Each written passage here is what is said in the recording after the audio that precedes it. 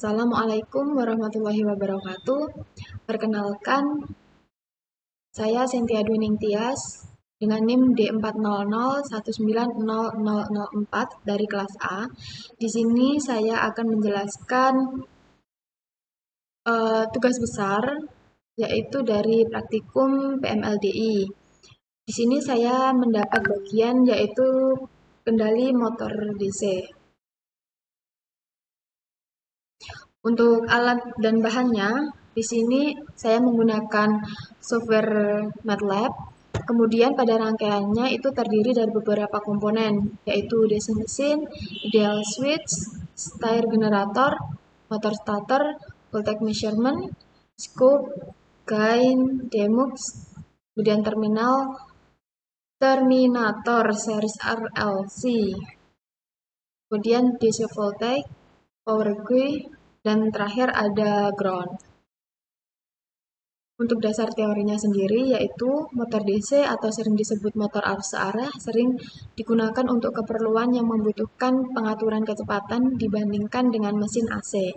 Alasan utama penggunaan mesin DC terutama pada industri-industri modern adalah karena kecepatan kerja motor DC mudah diatur dalam suatu rentang kecepatan yang luas. Di samping banyaknya metode-metode pengaturan kecepatan yang dapat digunakan. Prinsip kerja dari motor DC ini yaitu jika sebuah kawat berarus diletakkan tegak lurus antara kutub magnet utara-selatan, maka pada kawat itu akan bekerja suatu gaya yang menggerakkan kawat tersebut.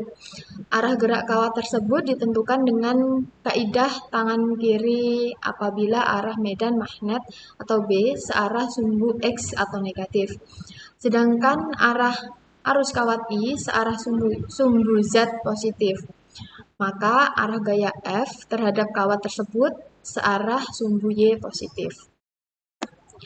Pada motor DC ada beberapa bagian. Untuk yang pertama yaitu rotor.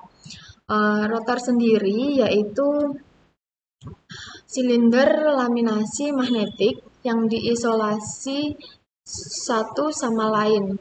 Posisi rotor ini tegak lurus terhadap sumbu silinder. Kemudian ada bagian yang kedua yaitu stator.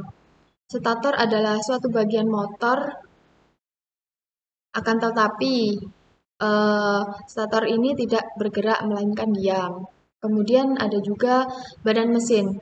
Pada bagian ini badan mesin berfungsi untuk media mengalirnya flux magnet yang dihasilkan oleh kedua kutub magnetnya. Kemudian ada komutator.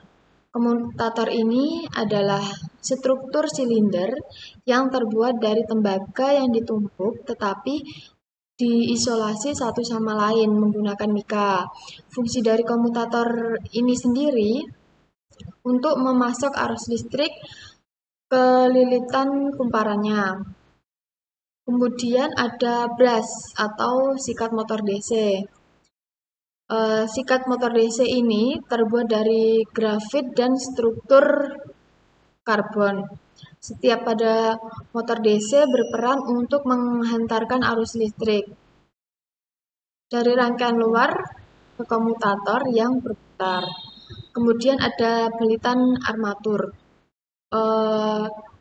Armatur winding bisa disebut juga belitan armatur itu bagian dari motor DC yang perannya untuk menghasilkan medan magnet statis pada rotor. Kemudian untuk yang terakhir itu ada frame. Di sini frame merupakan pelindung dari stator dan rotor.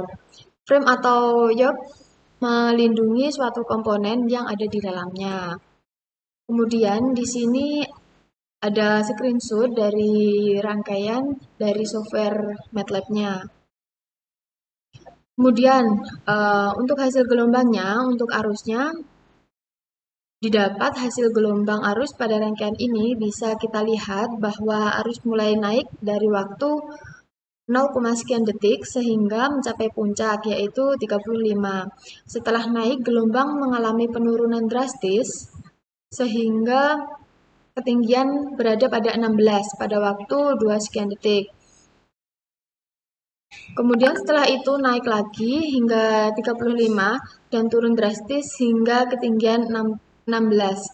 Bentuk gelombangnya akan seperti itu terus, tetapi ketinggian tiap puncak akan semakin menurun. Kemudian ada hasil gelombang yaitu daya. Hasil gelombang daya dari rangkaian kendali mesin DC ini bisa kita lihat bahwa gelombang saat mulai mengalami kestabilan dan semakin naik, tetapi gelombang tidak naik secara signifikan. Di beberapa waktu, gelombang mengalami sedikit penurunan dan naik lagi hingga puncak, lalu gelombang stabil kembali. Yang selanjutnya ada hasil gelombang dari tegangan. Hasil gelombang tegangan dari rangkaian kendali motor DC ini yaitu gelombang naik pesat pada waktu awal.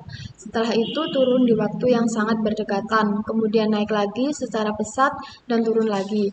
Gelombang akan seperti itu beberapa kali hingga akhirnya pada puncak tertinggi, kemudian gelombang akan stabil. Itu yang selanjutnya ada torsi. Hasil gelombang torsi dari rangkaian kendali motor DC ini yaitu hampir sama dengan hasil gelombang arus. Tetapi gelombang ini memiliki ketinggian yang berbeda, di mana ketinggian gelombang torsi ini lebih tinggi dari gelombang arus tadi.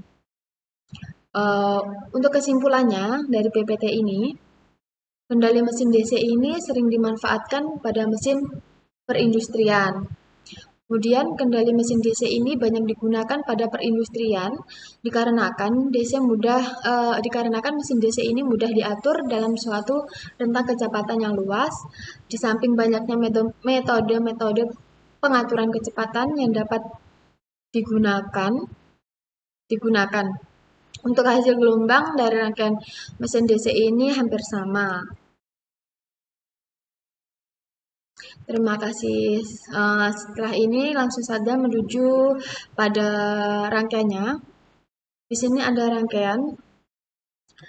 Tadi udah seperti yang sudah saya jelaskan. Di sini ada beberapa komponen. Di sini ada ground, kemudian DC voltage, terus ada stair generator, kemudian juga ada ideal switch, ada di sini ada series RLC, kemudian ada subsystem sebagai motor starternya, kemudian ada voltage measurement, kemudian ada di sini ada DC mesin, ini adalah inti dari rangkaiannya. Kemudian di sini ada gain, lalu di sini ada scope yang berfungsi untuk keluaran melihat gelombangnya. Kemudian ada demux, kemudian di sini juga ada terminator, kemudian ada power GUI. Untuk scope-nya ada beberapa, di sini tadi udah dibagi, yaitu ada daya, ada arus, ada torsi, ada tegangan, dan ini adalah pembandingnya. Kita coba aja langsung kita run.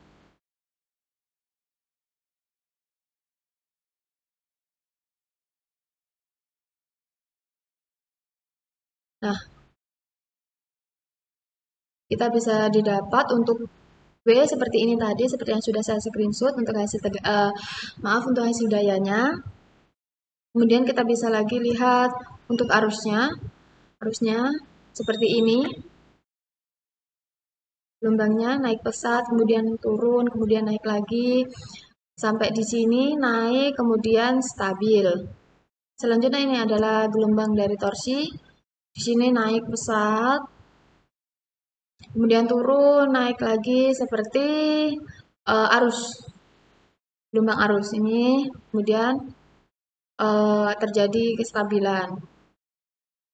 Kemudian yang terakhir ada tegangan. Tegangan ini pertama di waktu pertama itu terjadi kestabilan, kemudian ada naik gelombangnya, kemudian turun, kemudian nih baru naik lagi, terus naik signifikan, turun, kemudian naik lagi.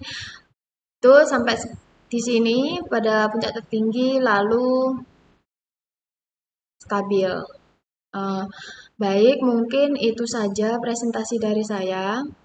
Bila ada salah kata atau kurangnya, mohon maaf. Wassalamualaikum warahmatullahi wabarakatuh.